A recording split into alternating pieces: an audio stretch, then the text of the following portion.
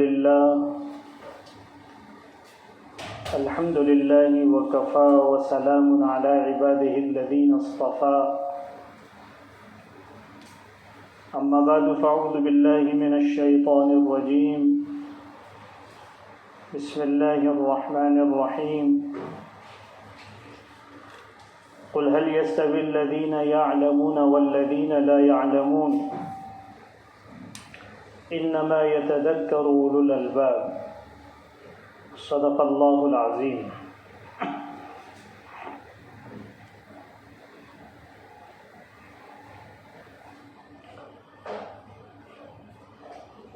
حضور اکرم صلی اللہ علیہ وسلم کے بعثت کے جو مقاصد ہیں، اللہ تعالیٰ نے قرآن کریم میں کئی جگہوں پر اس کو بیان کیا ہے کہ ہم نے اس نبی کو کن کاموں کے لیے بھیجا ہے، ان کے مقاصد کیا کیا ہیں۔ چنانچہ ایک جگہ اللہ فرماتے ہیں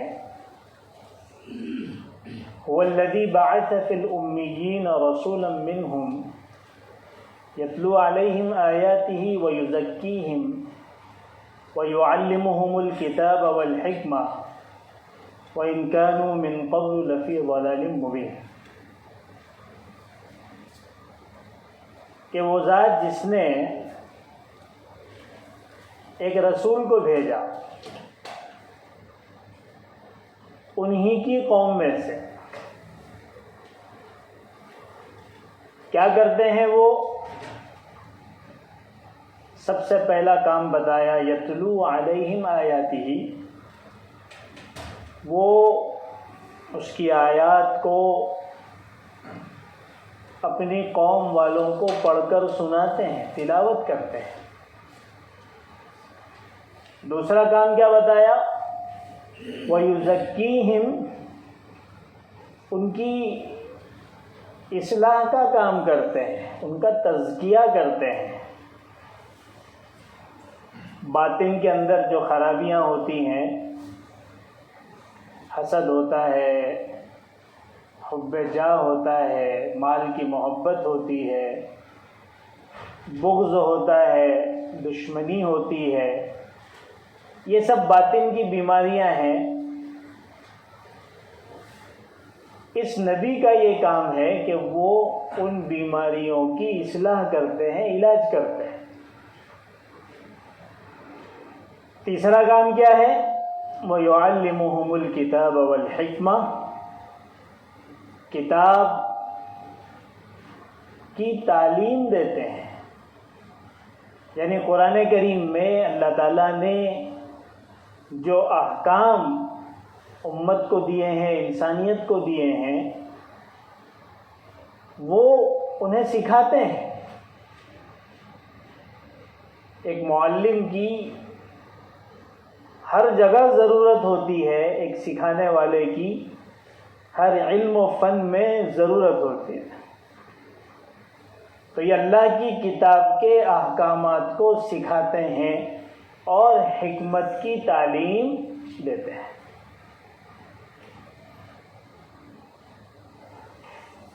اب ظاہر سی بات ہے، قرآن کی تلاوت،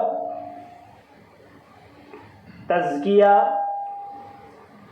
اور کتاب و حکمت کی تعلیم، ان میں کہیں پر بھی دنیا کا کریئر نظر نہیں آتا۔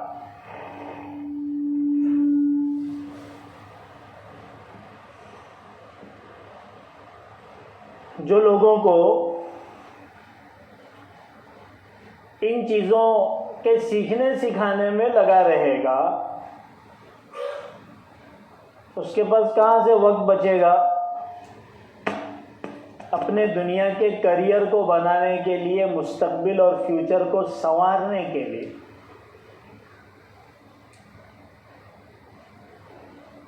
ہاں البتہ اس کی اپنی ضرورت ضرور پوری ہوگی۔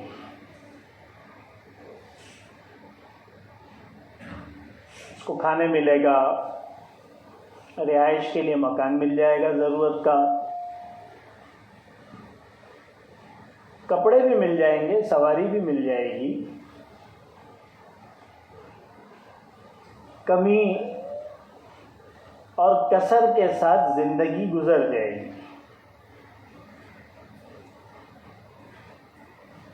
بالکل اسی طریقے سے جو علم والے ہیں، علم دین والے ہیں، ان کی بھی ضرورت پوری ہوگی،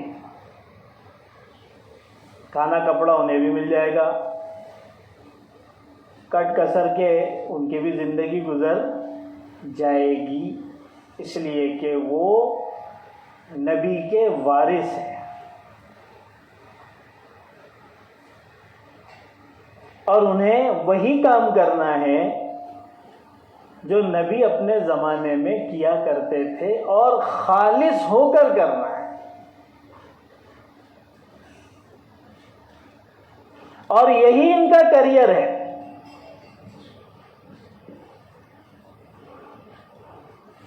گزشتہ بات ہماری یہی چھوٹی تھی کہ جو پروپیگنڈے دنیا میں مدرسے والوں کے خلاف، اس میں پڑھنے والوں کے خلاف بڑی شدت کے ساتھ کیے جا رہے ہیں، اس میں ایک پروپیگنڈا یہ بھی ہے کہ ان کی روزی روٹی کا کیا ہوگا اور ان کے کریئر کا کیا ہے، ان کی فیوچر کے بارے میں سارے لوگ پریشان ہیں۔ ایسا محسوس ہوتا ہے کہ دنیا میں بسنے والے تمام لوگوں کا فیوچر بن چکا ہے،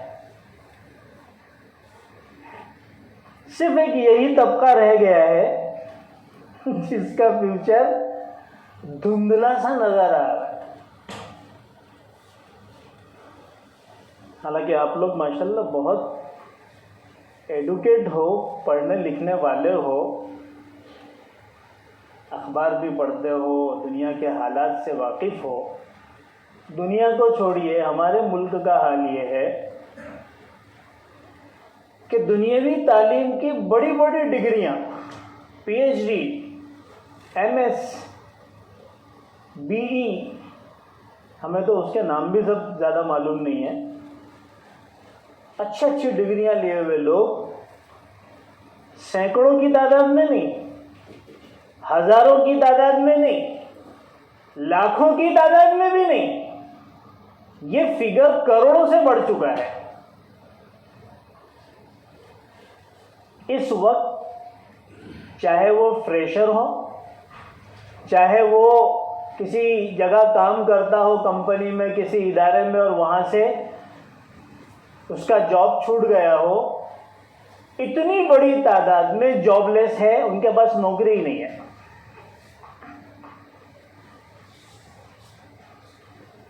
تو ایک بات تو یہ سمجھ میں ہے کہ دنیاوی تعلیم آپ کی روزی کی گارنٹی نہیں ہے۔ جیسا کہ باور کرایا جا رہا ہے کہ بھئی یہ تعلیم حاصل کر لو، آپ کی روزی کا مسئلہ حل ہو جائے۔ بلکہ میں نے اپنے ہی تعلقات والے اچھی جاب پر، اچھی بڑی انٹرنیشنل کمپنیوں میں اچھے عہدوں پر کام کرنے والے، جن کے 15 20 سال کے تجربے اور ایکسپیرینس ہے، انہوں نے کہا، اور کئیوں نے کہا، کیونکہ بہت سے لوگوں کا ملنا جلنا ہوتا ہے، کہ ہمیں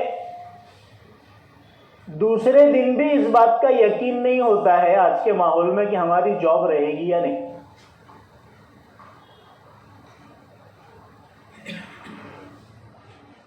تو پھر ہم مولانا لوگوں کو فکر کرنے کی کیا ضرورت ہے؟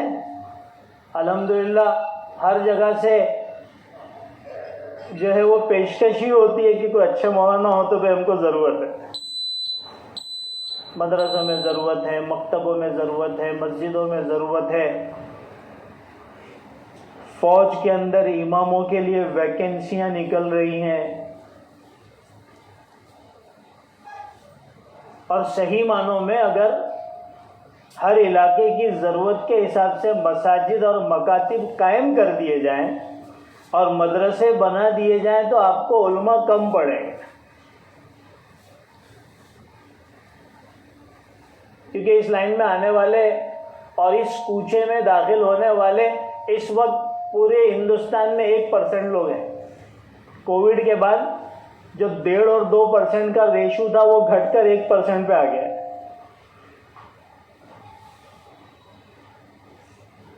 تو علم دین حاصل کرنے والوں کا جو کریئر ہے وہ اپنی آخرت بنانا اور اپنے مسلمان بھائیوں کی بھی آخرت بنانے کی فکر اور کوشش کرنا ہے.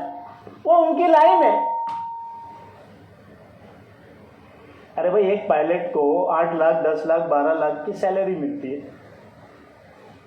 اور وہی ایک دنیا پڑھنے والا ایک انجینئر کو اس کو 15 20 25 30 35 کی نوکری ملتی ہے. تو یہ 25 30 40 50 والا وہ 8 لاکھ 10 لاکھ کے برابر تو زندگی بھر کبھی نہیں ہوتا. تو اتنے ڈفرینسز تو دنیا کی تعلیم اور اس کے ملازمتوں میں ہیں جہاں پر مقصد ہی دنیا کمانا ہے. تو اگر دین سے تعلق رکھنے والے جن کے مقصد آخرت ہے، دنیاوی اعتبار سے اگر کچھ کم حیثیت ہے تو فرق کیا پڑتا ہے؟ وہ تو ان کی لائن ہی نہیں ہے اور نہ وہ ان کا مقصد ہے. ارے وہی بات کچھ سمجھ میں آ رہی ہے؟ اس وجہ سے جن کو مدرسے کی لائن میں جانا ہے یا جن کو اپنے بچوں کو مدرسے کی لائن میں داخل کرنا ہے فل فلیش، تو ان کو اپنا ذہن یہ بنا لینا چاہیے کہ میں یہ بچے کو اللہ کے راہ میں دے رہا ہوں، اب اللہ اس کی ضرورتوں کو اپنے خزانے سے پورا کرے گا. واللہ کہتا ہوں جو اس نیت سے اور اس اعتماد کے ساتھ اپنے بچوں کو دین کی تعلیم میں ڈالتے ہیں، سب سے پہلے اللہ ان کو ضائع نہیں کرتا، اللہ ان سے دین کا کام لیتا ہے. دوسرا ان کی دنیا کی ضرورتیں بھی اللہ پوری کرتا ہے. اور میں اس سے آگے بڑھ کر کہتا ہوں جس پر کرم ہو جائے وہ دنیا والوں سے اعلیٰ دنیا کی زندگی گزارتے ہیں.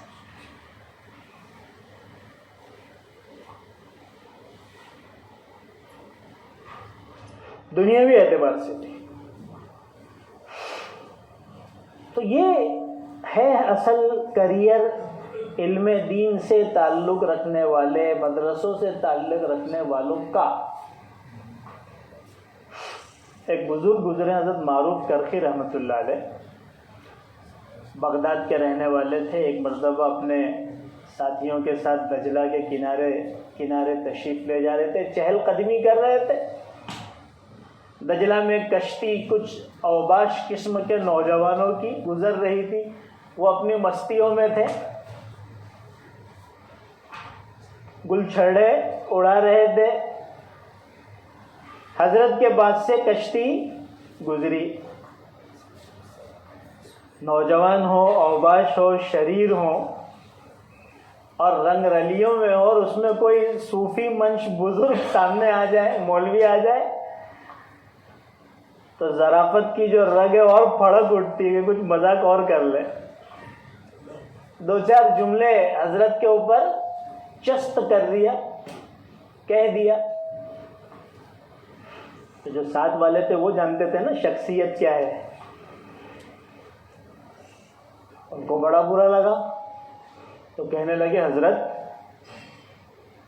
یہ شریر قسم کے اوباش قسم کے نوجوان آپ کے ساتھ اس بدتمیزی سے پیش آ رہے ہیں، آپ ان کے حق میں بددعا کر دیجیے.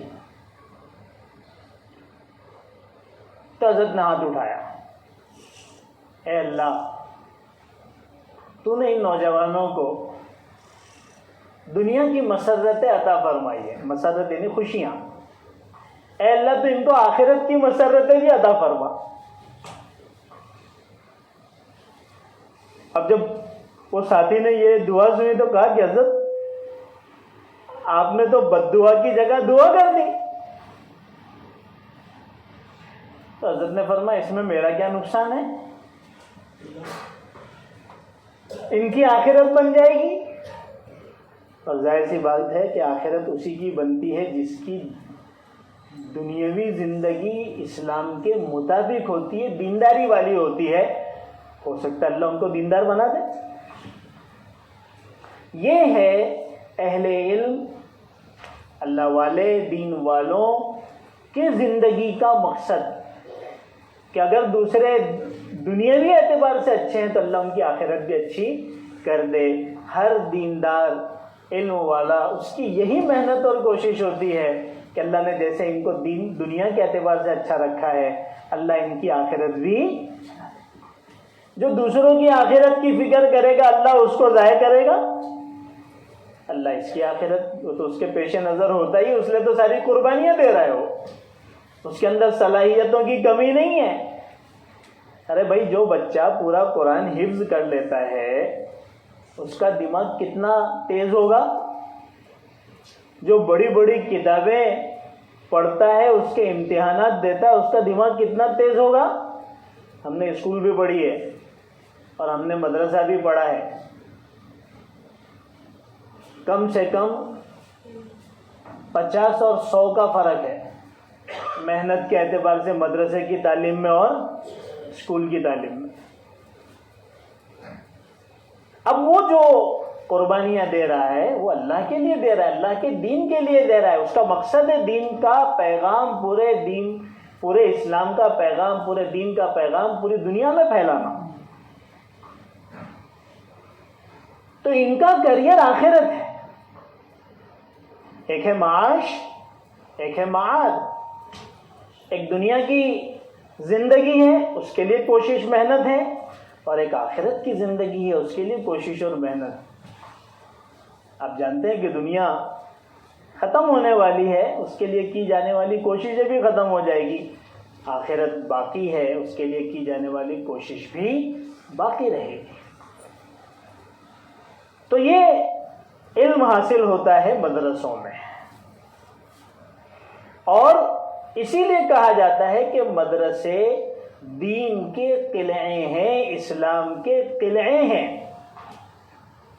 اور مسلمانوں کے لیے، اسلام کے لیے ان مدرسوں کی حیثیت ڈھال کی سی ہے۔ اگر یہ ڈھال ہٹ جائے تو پھر دین اسلام اور مسلمانوں کو نقصان پہنچانا بہت آسان ہو جائے گا۔ اگر یہ مدرسے ختم کر دیے جائیں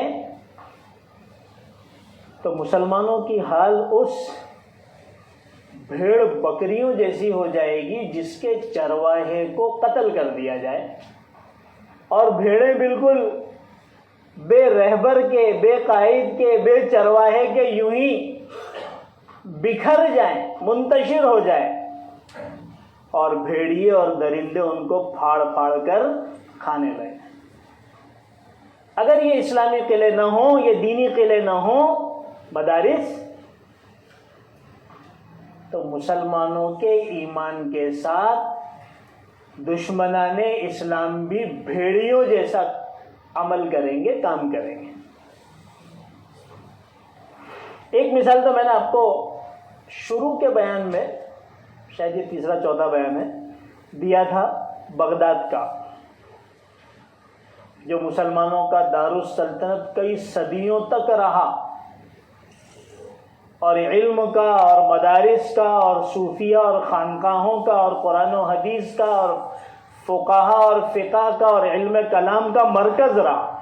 آج وہاں کا حال جا کے دیکھ لیجئے۔ دوسرا، ترکی جو صدیوں تک مسلمانوں کا بغداد کے بعد دارالخلافہ رہا. پھر ایک دور آیا کہ خلافت کو ختم کر دیا گیا. ایک بہت پرآشوب اور رونے والی تاریخ ہے کس طریقے سے خلافت کو ختم کیا گیا، اور اس میں غیروں کی سازشوں کے ساتھ اپنوں کی عیاری اور مکاری کا بڑا دخل تھا. جس شخص کے زبانی خلافت کے خاتمے کا اعلان کیا گیا، مصطفیٰ کمال پاشا، جس کو کمال اتا ترک بھی کہتے ہیں،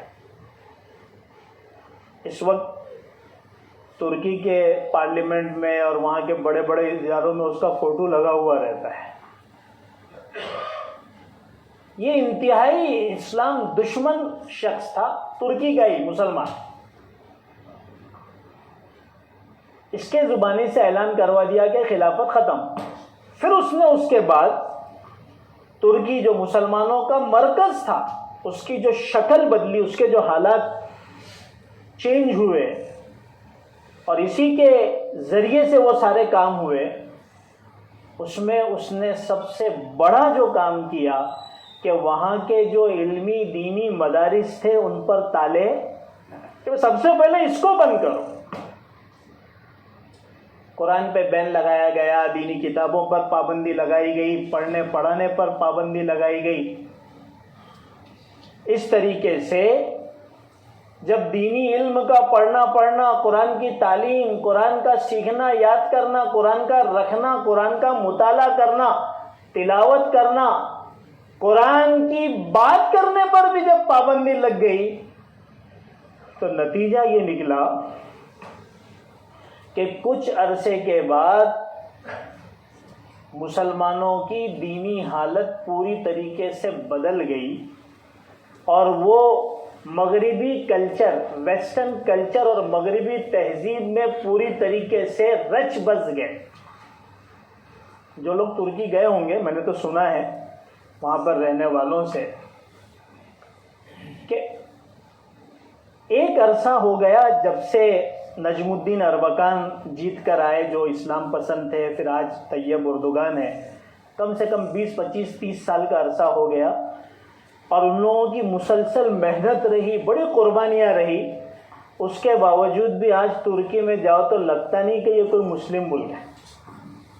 کچھ مخصوص علاقے ہیں جہاں پر اپنے تبلیغ والوں کا مرکز ہے، اور اطراف کے کچھ علاقے، وہاں جا کے آپ تھوڑے اپنے آپ کو سیف محسوس کرتا ہوں. ورنہ وہی مغربی کلچر، عورتیں برہنہ ہیں، مرد جو ہیں وہ مغربی لباس میں ہیں، بچوں کا لباس جو ہے وہ ہے. اتنا محنت کے بعد تو سوچئے اس وقت ترکی کا کیا حال ہوگا. تو وہاں پر بھی سب سے پہلے اس نے مدرسوں پر پابندی لگائی.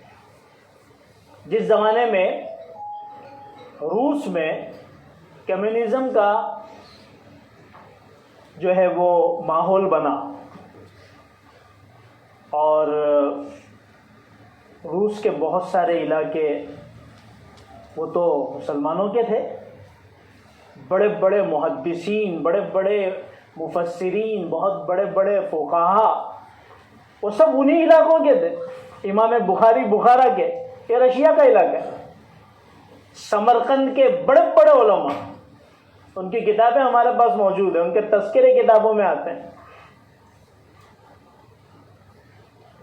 لیکن جب کمیونزم آیا اور اس کا چرچا ہوا اور اس نے اپنے قدم پھیلانا شروع کیے، تو ظاہر سی بات ہے سب سے بڑی رکاوٹ کمیونزم کے لیے اسلامی تھا. ہر باطل کے لیے سب سے بڑی رکاوٹ اسلام ہوتا ہے. کرسچینٹی کے لیے اسلام، یہودیزم کے لیے اسلام، ہندوازم کے لیے اسلام، بدھزم کے لیے اسلام، اور کمیونزم کے لیے بھی اسلام. سب سے بڑی رکاوٹ. اور وہ تو مسلمانوں کا ہی علاقہ تھا. وہاں پر جب اسلام کو ختم کرنے کے لیے کوششیں شروع ہوئی، کمیونزم کو پروموٹ کرنا ہے. کمیونزم کا مطلب ہے خدا کا انکار، کوئی خدا نہیں، لا دینیت، اور اسلام ہے ہی خدا کے اقرار پر. اور خدا کے نہ صرف اقرار، خدا کی وحدانیت پر، دونوں ایک دوسرے کی ضد ہیں. جب کوششیں شروع ہوئی تو سب سے پہلا کام، یہاں سے میرے 4 ہفتوں کے بیان کا خلاصہ آ رہا ہے، اس کو سن لیجئے 10 منٹ میں. آج ہم بات کو ختم کریں گے.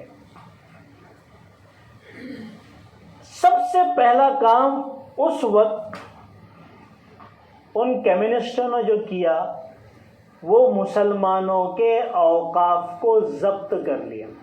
کیا کیا؟ مسلمانوں کے اوقاف کو، وقف کو ضبط کر لیا.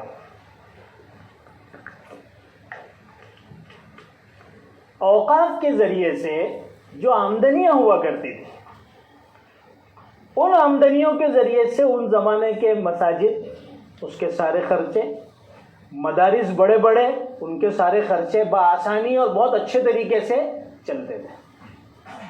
لوگ اپنی زمینوں کو، اپنی جائیدادوں کو وقف اللہ کے نام پر کرتے ہی اس لیے ہیں تاکہ ان کے ذریعے سے دینی جتنی خدمات کی شکلیں ہیں اور غریب اور محتاج جو لوگ ہیں ان کی ضرورتوں کو پورا کیا جائے. تو الحمدللہ اس زمانے میں وہ ساری ضرورتیں مساجد کی، مدارس کی، مکاتب کی بآسانی پوری ہوتی تھی. تو سب سے پہلا جو حملہ ہوا ہے وہ اوقاف پر ہوا ہے. حکومت نے اس کو اپنے قبضے میں لے لیا. تو جو ان مدارس کی، مکاتب کی، دینی اداروں کی جو ضرورتیں پورا ہونے کی جو بنیادی راستے تھے، ذرائع تھے، وہ ان کے ہاتھ سے نکل گئے.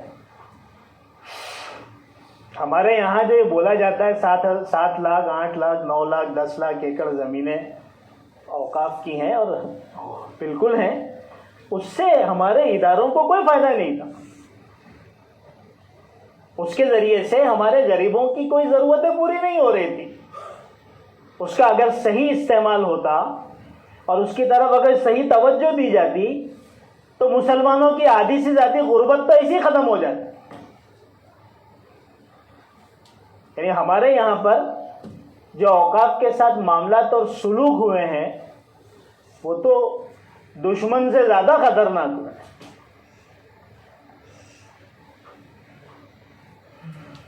تو سب سے پہلا اٹیک جو ہوا اوقاف پر ہوا ہے رشیا میں، جب کمیونزم آیا.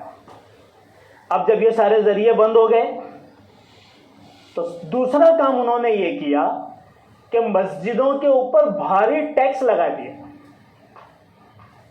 کہ جہاں جہاں مسجدیں ہیں، جہاں جہاں دینی مدارس ہیں، ادارے ہیں، ان کو یہ ٹیکس ادا کرنا ہے. ان کو یاد رکھیے، ہو سکتا ہے آگے ہمیں یہ صورتحال سے گزرنا پڑے. اب آمدنی تو کچھ ہے نہیں، اوقاف تو ان کے قبضے میں چلے گئے، بڑے بڑے ٹیکس ہے، ٹیکس ادا کرنا ہے. تو اس زمانے کے لوگوں نے چندہ کرنا شروع کیا کہ چلو بھائی اپنی مسجد ہے، نماز پڑھنا ہے، بہت سارے دینی کام ہوتے ہیں، تو چندہ کرتے اور چندہ کر کے ٹیکس ادا کرتے. جب لوگوں نے چندہ کر کے ٹیکس ادا کرنا شروع کیا تو کمیونسٹوں نے ان ٹیکس پیئر کے اوپر جو ٹیکس ادا کر رہے تھے ان کے اوپر ٹیکس لگا دیا. کائے کا ٹیکس؟ دفینے کا ٹیکس. کہ یہ اتنے بڑے بڑے ٹیکس ادا کر رہے ہیں، ضرور ان کے پاس خزانے ہیں. آپ کو کسی بھی ذریعے سے چھوڑا نہیں جائے گا، ہم ان کے خزانے اگلوائیں گے. اب ظاہر سی بات ہے خزانے وزانہ تو کچھ تھا نہیں، تو لوگ جو ہے وہ اب چندہ کرنے سے بھی ڈرنے لگے اور چندہ کرنا بھی چھوڑ دیا. لیکن نماز پڑھنے جاتے تھے. اب جب ٹائم پر ٹیکس ادا نہیں ہو رہا ہے تو اس کے اوپر جرمانہ لگ رہا ہے، پینلٹی لگ رہی ہے، اور دن بدن پینلٹی بڑھتے جا رہی ہے. ادا تو کوئی کر نہیں رہا ہے، لیکن نمازی مسجد میں جاتے تھے تو نمازی ٹیکس لگایا گیا. کہ جو مسجد میں آ کر نماز پڑھتا ہے اس کو نماز پڑھنے کا ٹیکس دینا پڑے گا. اتنا پیسہ کہاں سے لائے گا آدمی؟ تو انہوں نے گھر میں نماز پڑھنا شروع کر دیا، مسجد میں نماز پڑھنا چھوڑ دیا. جب کچھ عرصہ گزرا، لوگ مسجد میں آتے نہیں تھے، تو کمیونسٹ مسجد میں جمع ہوئے. انہیں ایک ایک مسجد میں انہوں نے یہ حرکت کی ہے اور کہا کہ بھائی یہ مسجد تو ویران پڑی، یہاں تو کوئی نماز پڑھنے آتا ہی نہیں ہے، حکومت میں اس کی خبر کرنا چاہیے. تو سب سازش ہی تھی. حکومت کو جو ہے وہ ایک لیٹر دیا گیا، حکومت نے فوراً پاس کر دیا کہ ان مسجدوں کو یا تو ڈیمولش کر دیا جائے، گرا دیا جائے، یا ان کو استبل خانوں میں تبدیل کر دیا جائے، گھوڑے باندھے جائیں، یا ان کو رقص و سرور کے لیے، شراب کے لیے، گانے بجانے کے لیے، ناچنے کے لیے ان کو جو ہے وہ دے دیا جائے.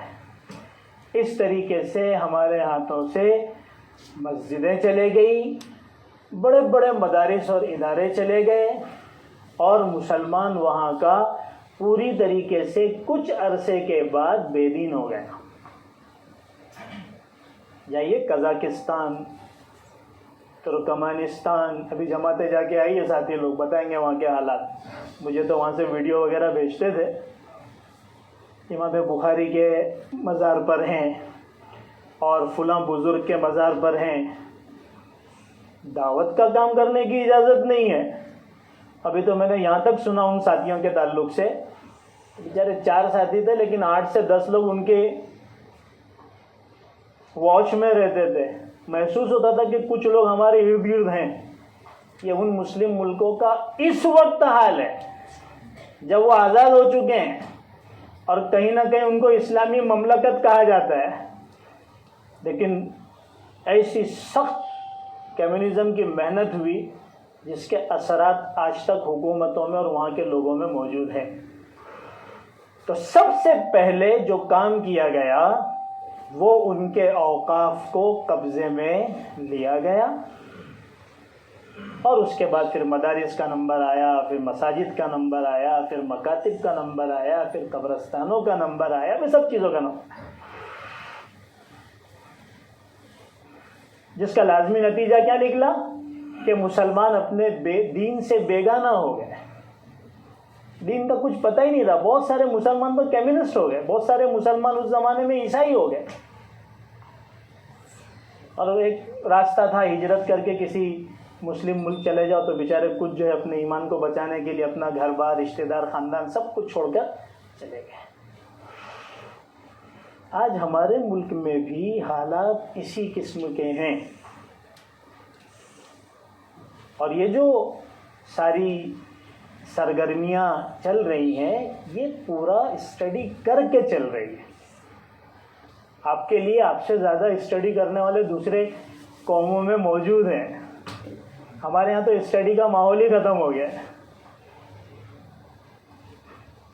تو یہ جو اوقاف کے سلسلے میں حکومت جو امینڈمنٹ لا رہی ہے، جو نئے نئے قانون لا رہی ہے، آپ کو اسی نظر سے دیکھنا چاہیے یقینی طور پر. اور اسی طرح سے مدرسوں کے اوپر جو شکنجہ کسا جا رہا ہے، آپ کو اسی نظر سے دیکھنا چاہیے جو میں آپ کے سامنے 4 ہفتے سے بیان کر رہا ہوں، کہ ہم کو ہمارے دین سے بیگانہ کرنے کی اور ہمارے دین کو ہم سے کھرچنے کی پوری کوشش فوری طور پر نہیں ہوگا، لیکن اس کا اثر ہماری آگے کی نسل میں پوری طرح سے ظاہر ہوگا. اسی طریقے سے مساجد کے اوپر اب ان کی نظر ہے اور اس سلسلے میں ان کی کوششیں شروع ہو گئی ہے. پہلے تو وہ شمالی علاقوں میں ہندوستان کے بہت سے جگہ پہ ہوئی، اب ہمارے مہاراشٹر میں اور بمبئی میں بھی شروع ہو گئی، جس کا پہلا قدم یہ ہے کہ آپ اپنے مسجدوں سے اذان کے لیے یہ لاؤڈ اسپیکر نکالو. حالانکہ ایسا کوئی قانون سپریم کورٹ کی طرف سے، ہائی کورٹ کی طرف سے بالکل نہیں آیا. آپ کے لیے آواز کا ایک معیار مقرر کیا گیا. یہ میں آپ کو پکی بات بتا رہا ہوں، اس کے میرے پاس سارے پیپرز ہیں. لیکن مسلمان بیچارہ پہلے ہی اس میں اپنا لاؤڈ اسپیکر ہٹا رہا ہے. نہیں، آپ اطمینان سے رہیے. آپ اجتماعی طور پر کوشش کیجیے، سارے مساجد کے علماء، ائمہ اور سارے ذمہ داران اور اپنے جو وکلاء ہیں، دنیا کے پڑھے لکھے لوگ ہیں، یہ سب مل کر جو ہے کمیٹی بنائیں اور اجتماعی طور پر کوشش کریں. اچھے انداز میں اپنی بات کو رکھیں کہ ایسا کوئی سرکولر یا ایسا کوئی جو ہے پاس ہوا کوئی چیز ہو تو پیپر بتاؤ، کسی کے پاس نہیں. لیکن بہرحال مجھے تو یہ بتانا ہے کہ یہ سلسلہ مسجدوں کے تعلق سے بھی شروع ہوئے ہیں. اللہ تبارک و تعالی ہم سب کی، ہمارے مدارس کی، ہمارے مکاتب کی، ہمارے مساجد کی، ہمارے اوقاف کی، ہمارے قبرستان کی حفاظت کریں. اس سلسلے میں ہمیں بہت زیادہ بیدار رہنے کی ضرورت ہے. اپنے اپنے طور پر ہم اپنے دین کے ان خاص چیزوں کے تعلق سے اپنے دین کے بارے میں بیداری کا ثبوت دیں. اس کے لیے کوشش میں آگے بڑھیں، اچھے انداز میں آپس کے رائے مشورے سے اور بڑے لوگوں کے رائے مشورے سے اس کام کو جو ہے لے کے چلیں.